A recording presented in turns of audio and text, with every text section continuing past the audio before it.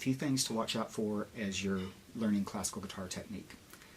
One of the really common problems I see with students when they start out is they will allow their wrist or their hand to bend or deviate down like this. So now my hand is not in line with my forearm, it's bent down.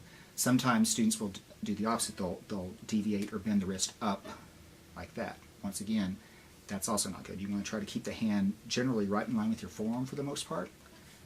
Now you'll see some players doing it differently, but this is a pretty generally accepted technique for classical guitar, keeping that hand right in line with the forearm. Another thing to watch out for in your study is making sure that when you hit with the thumb that it stays to the outside of the finger. You don't want to let the thumb go underneath that index finger or the other fingers, but instead always keep it to the outside.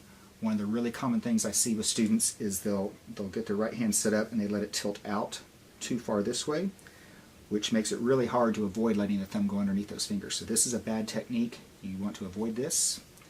Instead, keep that thumb to the outside of the fingers. And then one other thing, this is probably the next most common problem I'll see with students, is that when they do a finger stroke, you should be flexing in from your big knuckle, moving in towards the palm.